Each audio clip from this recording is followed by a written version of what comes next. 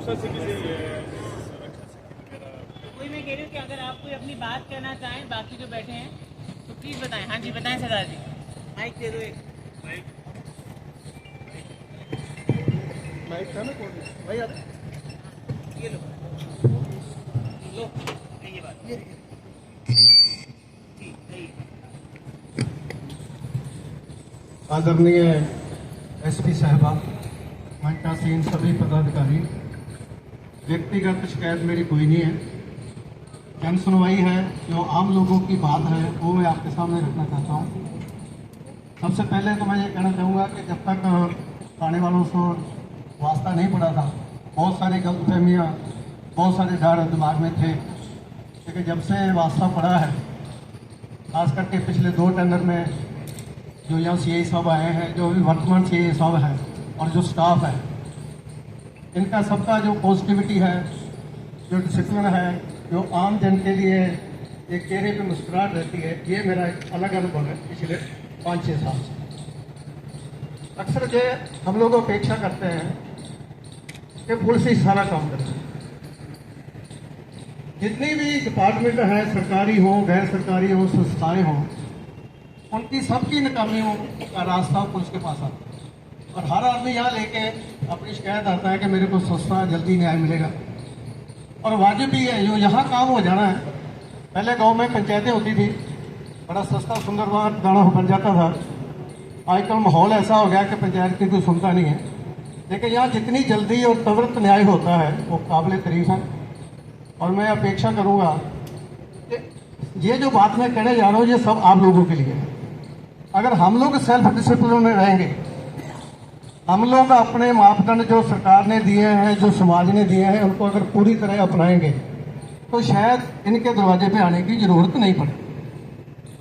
आज के जो मेरे को प्रॉब्लम आ रही है, सबके साथ ज़्यादा जो है, जो मैं अनुभव करता हूँ, अपराधी, अतिक्रमण, आवारा पशु, ये इस टाइम बड़ी ज्वलंत समस्या है। उसमें वो लोग नहीं है कि जो लोग डंडा मारते हैं, जहाँ गाय रास्ते में एक्सीडेंट कर देती है, आदमी मर जाता है।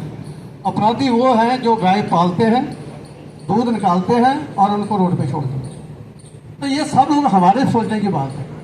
हम लोग जागरण करते हैं, गुरुद्वारे में कोई प्रोग्राम करते हैं, 10 बजे के बाद लाउड स्पीकर ऊंची आवाज में चलाएंगे, तो परेशान कौन होगा? हम लोग ही होंगे। तो अगर हम लोग डिसिप्लिन में रहेंगे, हम लोग आपस में भाईचारे से चलेंगे, कम्युनिटी में आपस में विचार विटांदरा करते रहेंगे, प्यार मोहब्बत करते रहेंगे, तो हम सब लोग, जहाँ तक प्रशासन का सवाल है, प्रशासन देखो अब इतनी गर्मी में आके मैडम साहबा बैठी है तो जन सुनवाई कर रही है, तो हर आदमी का उचित जवाब दे रही है। लेकिन नौबत ये है कि इनको यहाँ आना ही नहीं पड़े। तो हम लोग सब इस तरीके से चलें, आपस में भाईचारा रखें, आपस में मनमुटाव दूर करें। कोई भी बात है, चाहे वो समुदाय की हो, या जाति की हो, या पड़ोसी की हो, तो इन चीज़ों से छोटे छोटे हमारे लालच हैं। नाले के ऊपर कुछ बना दिया, रास्ते में ठेला खड़ा कर दिया, गाड़ी निकलने की जगह नहीं है, छोटी सी बात को लेकर झगड़ा गया, वो इतना बढ़ता बढ़ जाता है कि वो फिर बड़ा लेवल अख्तियार कर लेता है और लॉ एंड ऑर्डर की एक समस्या पैदा हो जाती है। इसलिए मैं भरपूर प्रशंसा करता हूँ। ये नहीं कि CI साहब बैठे तो मैं डर के मारे कहना, ये मत सोचना। जो दिल की बात है मैं तो खरी मुँह पे वही कहता हूँ। कोई बात यही है कि अभी तक का जो अनुभव है, खास करके जो अधिकारी हैं, जो स्टाफ है, बहुत ही अच्छा है। भगवान करे ऐसा ही अनुशासन बना रहे, और आप लोगों से जो अपेक्षा है, आप लोग भी उस अपेक्षा पे खरे उतरो। हम लोग आपस में नहीं लड़ेंगे तो इनका भी लोड कम होगा। पहले मेरे मन में होता था बड़ी आराम की नौकरी है, जिसको जी कहते डंडे दो मारते हैं, अंदर बंद कर देते हैं। लेकिन अब पता लगा कि 24 घंटे की ड्यूटी है। जब भी यहाँ आता हूँ, कोई ना कोई आदमी और सुबह से बैठा होता है, सुबह से काम कर रहा होता है, अब वो भी थक जाता है। इनके व्यवहार में जो खराबी है ना थोड़ी बहुत, वो किस वजह से आती है? 24 घंटे किसी भी आदमी को खड़ा कर दो, माँ बाप भी खड़ा हो जाए तो वो भी बच्चे को फेंक के चले जाते हैं।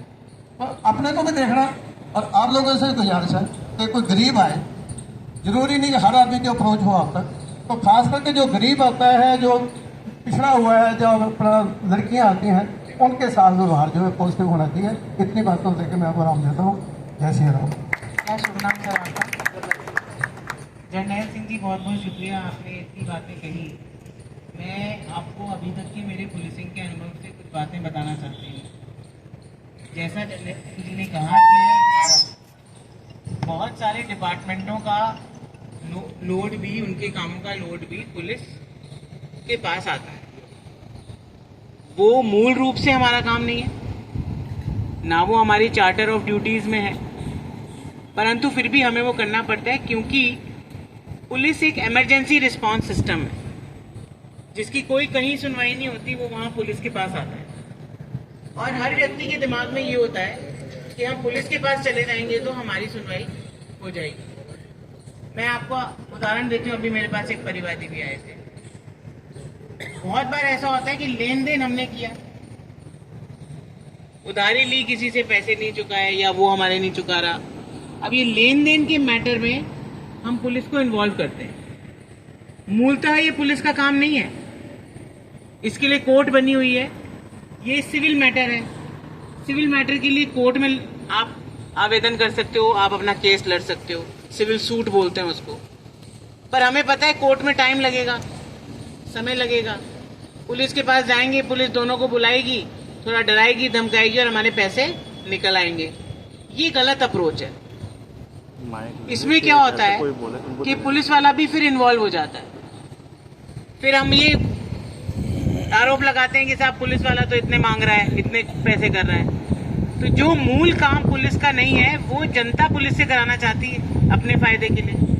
तो डेफिनेटली उसमें कहीं ना कहीं अगर कोई शरारती तत्व होगा तो वो उसको मिसयूज करेगा। तो मेरा आप लोगों से निवेदन रहेगा कि कृपया करके जो मैटर पुलिस का सिविल का है उसमें आप अनुचित दबाव पुलिस पर ना बनाएं। कई बार ऐसे मैटर आते हैं जो हमारे विभाग से संबंधित नहीं है, जैसे अतिक्रमण। अतिक्रमण मूलतः लोकल बॉडी का मैटर है, नगर निगम का, केडीए का, इनका काम है। पुलिस साथ रहकर उनको हटाती है, उनके साथ जाती है, समझाइश करती है। परंतु आम भावना में एक अप्रोच ये है कि भाई पुलिस अतिक्रमण हटाती है। तो हम ये जनहित का काम करने के लिए हम हमेशा अग्रसर हैं। दूसरे डिपार्टमेंट्स के साथ समन्वय निभाना है, हम वो भी करते हैं। हम आपकी सुविधा के लिए कोटा शहर के लोगों को कैसे और बेनिफिट हो उसके लिए निरंतर प्रयास कर रहे हैं। पर जैसा कि जर्नैल सिंह जी ने कहा, अतिक्रमण हटाने की जरूरत ही क्यों पड़े, पहले अतिक्रमण हो ही ना। मुझे आज भी याद है, मैं दिल्ली की रहने वाली हूँ। दिल्ली में हमारी कॉलोनी में जहाँ हमारा घर है, लोगों ने आगे आगे बढ़ा लिए 5-5 फीट, हमारा नहीं बढ़ा हुआ था। एमसीडी आई, एमसीडी ने वो 5-5 फीट तोड़ दिए, म्यूनसिपल कॉर्पोरेशन ऑफ दिल्ली ने। उसके बाद लोगों ने क्या किया, अब टूटे हुए घर हैं, दोबारा तो बढ़ा नहीं सकते, तो फिर पौधे गमले रख दिए वहां।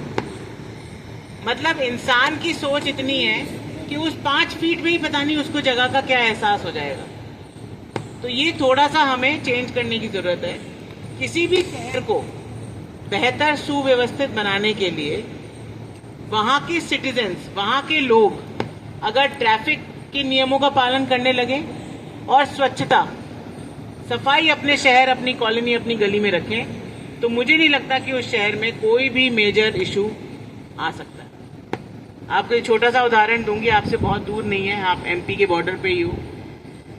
इंदौर बहुत बड़ा शहर है, बहुत लोग हैं वहाँ पे, पर वहाँ पे आप सफाई व्यवस्था देखिए, क्योंकि निरंतर, और अब उनमें कंपटीशन है।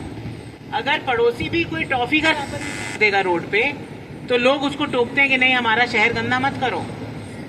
तो शहर की सफाई व्यवस्था और आपके ट्रैफिक की नियमों की पालना, ये अगर हम लोग मिलकर कर सकते हैं तो काफी हद तक हम अपने शहर को एक सुव्यवस्थित तरीके से देखेंगे। और हमारे शहर में जो छोटी मोटी लड़ाइयाँ होती हैं, जो आपस के झगड़ों की होती है या अतिक्रमण की वजह से होती है, वो अपने आप बड़े मुद्दों के लिए कोई आपकी और सहायता है। हमने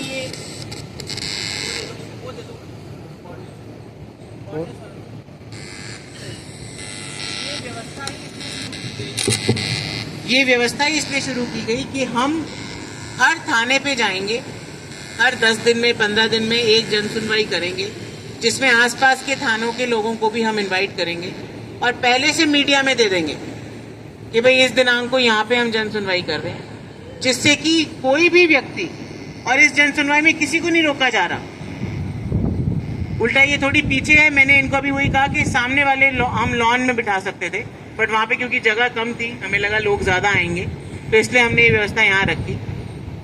पर इसमें आप सब इनवाइटेड हैं। आप लोग यहाँ पे मेरे कुछ सुरक्षा सखी हैं, CFG मेंबर्स हैं, पुलिस मित्र हैं, इनसे भी मैं निवेदन करना चाहूँगी कि जब आप वापस जाएं तो आप ये बताएं अपने मोहल्ले में, अपनी गलियों में, अपने लोगों को, आपके जितने व्हाट्सएप ग्रुप्स हैं लोकल, उनमें डाल